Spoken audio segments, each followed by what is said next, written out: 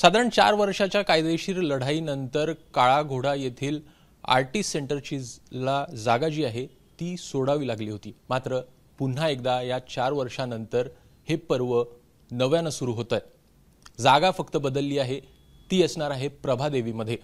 मी सध्याला त्या जागेमध्ये उभा आहे, त्याच वास्तूमध्ये उभा आहे, जिथे अनेकदा आपण अनेक गप्पा गोष्टी ज्या आहेत त्या होताना पाहायला मिळालेल्या होत्या। काळा घोडामध्ये अनेक कार्यक्रम तिथे पार पडलेले होते। आता पुन्हा एकदा तशाच प्रकारचे कार्यक्रम जे आहेत ते आपल्याला या प्रभादेवी मधल्या वास्तूमध्ये देखील पार पडताना दिसणार आहेत। उद्घाटन झालेला आहे, शुभारंभ झालेला आहे आणि तो शुभारंभ झालेला आहे जे आपले प्रसिद्ध चित्रकार आहेत प्रकाश बाळ जोशी सर यांच्याच चित्रांना। आपण सरांकडून जाणून घेऊया नेमके चित्र काय आहे, एकूण या वास्तूबद्दल देखील त्यांच्याशी बातचीत करूया। एबीपी माझामध्ये स्वागत सर। एकूण 4 वर्षाची लढाई होती, कशा प्रकारे बघता आहे पुन्हा एकदा जी ही वास्तू आहे ती नव्या पर्वामध्ये सुरू होताना दिसते। आर्टिस्ट सेंटर जे आहे त्याची मुंबईच्या कला जगतामध्ये फार मोठं स्थान आहे। कारण गेले 70 वर्ष नवीन चित्रकारांना कलाकारांना प्रोत्साहन देण्याचं काम केलेलं आहे आणि त्याच वास्तूमध्ये प्रोग्रेसिव्ह आर्ट ग्रुपचे जे रजा होते, आरा होते, या सर्वांनी त्यांची एक भेट होण्याची जागा होती।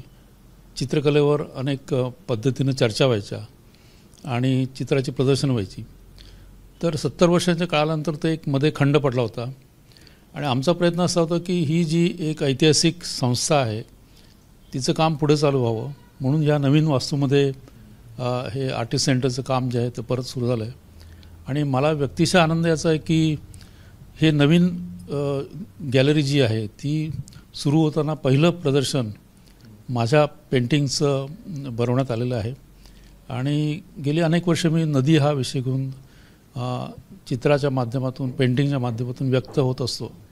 तर ही जी इथे लावलेली या प्रदर्शनातली चित्र आहेत ती रिव्हर रिटर्न्स नावाची माझी एक सिरीज आहे, त्यातली ही कामं आहेत। म्हणजे आपण असं समजतो की नदी एकदा डोंगरावरून खाली आली, वाहत गेली की मग ती समुद्राला जाऊन ती मिळते आणि तिकडे संपते। पण मला तसं वाटत नाही। म्हणजे माझ्या या ज्या पद्धतीने मी व्यक्त होतो त्याच्यात मला असं वाटतं की नदी ही नेहमी परत येत असते, ती काही अशी लुप्त पावत नाही।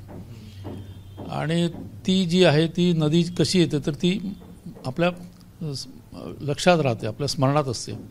माझी एक सवय अशी की मी ज्या नवीन गावी जातो किंवा खेडेगावात जातो, शहरात जातो, तिथं जर कुठली नदी असेल तर त्या नदी शेजारी जाऊन मी बसतो, काही वेळ घालवतो आणि तिथल्या परिसराचं निरीक्षण करतो।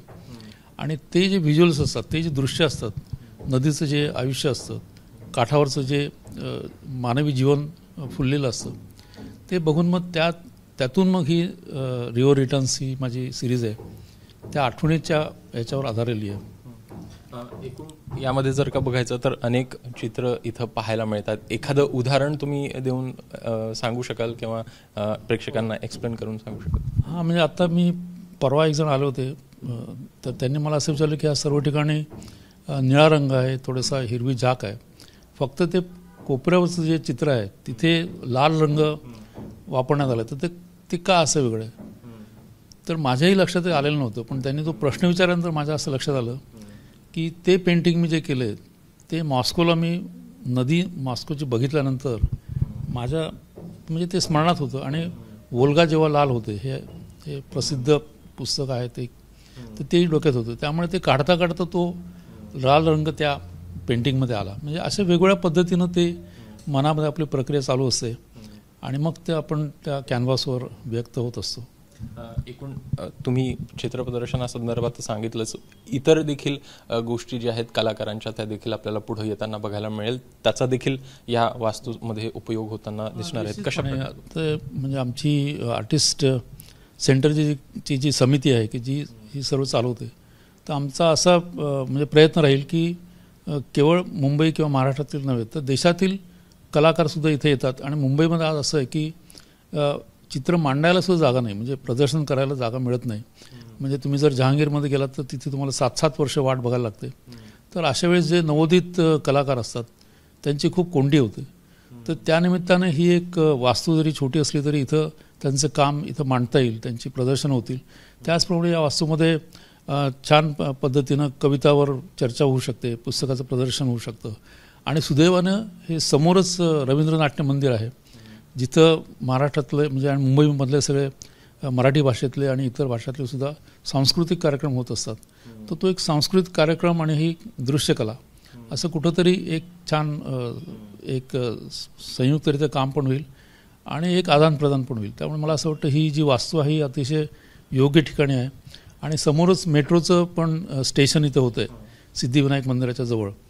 तर त्यामुळे इथं येणं हे सुद्धा काही फारसं अडचणीचं वाटणार नाही. तुम्ही ज्या सहजतेने काळा घोड्यातल्या त्या आर्टिस्ट सेंटरकडे तुम्ही जात होतात त्याच पद्धतीनं तुम्ही या प्रभादेवीच्या आर्टिस्ट सेंटरमध्ये सुद्धा तुम्ही नक्कीच येऊ शकाल. त्यामुळे मला असं वाटतं की एक मुंबईच्या सांस्कृतिक जीवनामध्ये या केंद्राने एक चांगली भर निश्चितपणे पडू शकेल. नक्कीच समोरच आपल्याला सिद्धिविनायक मंदिरच्या समोरच एक मेट्रो स्टेशन आहे. मेट्रो स्टेशन समोरच ही वास्तू जी आहे ती आपल्याला पाहायला मिळते. एकूणच ज्या प्रकारे काळा घोडा परिसरामधल्या आर्टिस्ट सेंटरमध्ये एकूण सांस्कृतिक कार्यक्रम असेल किंवा चित्रप्रदर्शनी असेल ही आपल्याला होताना पाहायला मिळालेले होते. तशाच प्रकारचे कार्यक्रम देखील या वास्तूमध्ये होताना दिसणार आहेत. कॅमेरामॅन अनिल सनगरेसह अभिषेक मुठाळ, एबीपी माझा, मुंबई. एबीपी माझा, उघडा डोळे बघा नीट.